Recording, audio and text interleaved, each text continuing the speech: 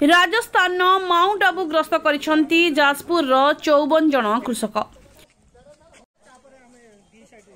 राज्य कृषि विभाग एवं जिला कृषि अधिकारी सहायतार कार्यकारी हेउथुबा बृहत उठा जलसेचन प्रकल्प अंचल अण धान चाष करा जाई पनीपरिबा और डाली जातीय फसल चाष को अग्राधिकार दिया जाउछि। एही प्रकल्पर बरी एवं जाजपुर ब्लॉक अंचल अग्रणी कृषक मानकु नहीं उन्नत शिक्षामूलक परिभ्रमण रे Rajyoga education and research foundation Brahmakumari Rajasthan रो माउंट आबू ग्रस्त करिसेंती। एही संस्था रे जैविक एवं आध्यात्मिक प्रणाली रे कृषि प्रशिक्षण दियाजिबो।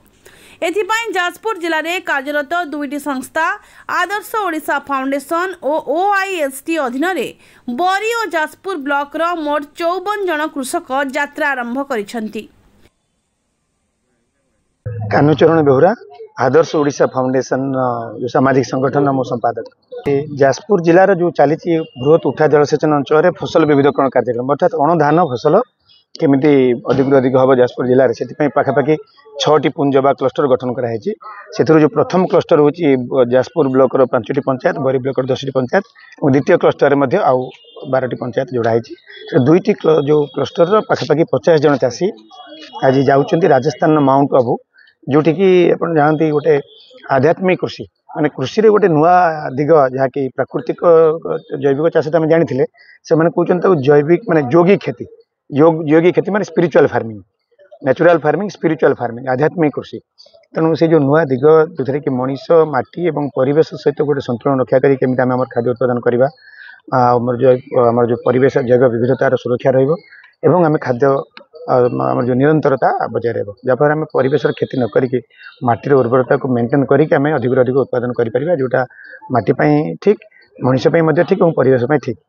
तो तार गोटे अभिनव प्रयोग होती भारतवर्ष प्रथम मॉडल से माउंट आबू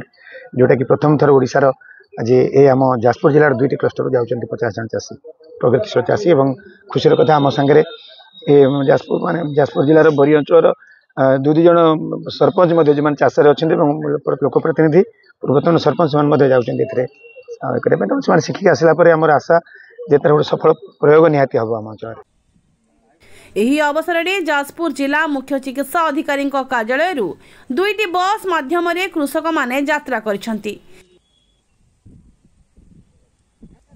समानक सहित सहकारी कृषि अधिकारी ज्योतिरंजन दास,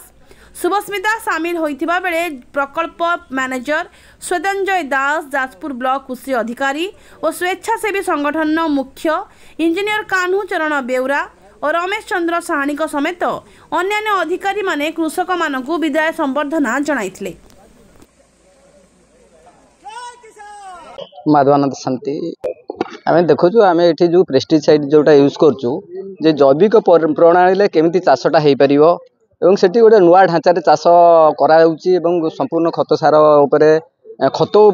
चाष कराऊँ आम शुणा पाऊँ। आम से गलापर से चाष को देखिकी ये आम से ढांचार चाष करूँ बोलिक विश्वास और से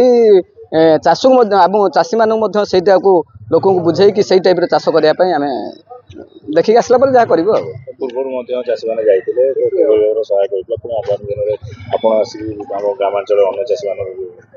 ना ना निश्चिंत परिवर्तन होते जो देखिक आसला से ऑटोमेटिक से ढांचार चाष कर तार भरसा रहा विश्वास रहा।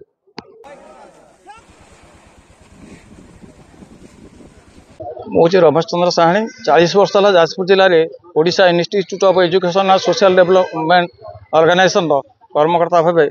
कार्य करुच्ची। जिला कृषि अधिकारी अंडर रे आमर ओडिशा सरकार प्रोग्राम राजस्थान अभिमुखे यात्रा करने आमर 25 जन चाषी जाऊँगी और आमर जन सरकारी गाइड जाऊँगी जिला ऑफिस तेणु नूतन प्रणाली से कि जैविक उपाय से फसल उत्पादन करा सीटा शिखापी और सेटा कि भाव शिखिक आसिले चाषी मानक से प्रणाली चाष करने कहले चाषी मान उन्नति हम जोटा कि केमिकाल्स जातीय कार्य केमिकाल्स यूज न जैविक उपाय कमी आम चाष कर सहायक हम चाषी मैंने बर्तमान सरकार गोटे प्रोत्साहन राशि दौरान जो मैंने फसल विविधीकरण योजन जो मैंने धान छाड़ी धान तो बेसी से लाभ होना पनीपरिया चाष और डाली जातीय फसल कर सरकार से प्रोत्साहन दौरान एवं आमर एटा द्वितीय वर्ष आम बरीर अंचल जो 10टा पंचायत 33टी गाँव में कम करुचु तेणु से 2 वर्ष है प्रोत्साहन राशि पाँच तेणु से पुणी अधिक इंटरेस्ट हे से राजस्थान फेरला नूतन प्रणाली कार्यकलाप पुणी से हिसाब से प्रोत्साहन राशि दि जाए आम उद्यम कर जाजपुरु आनंद चंद्र साहू रिपोर्ट ए ओडिशा।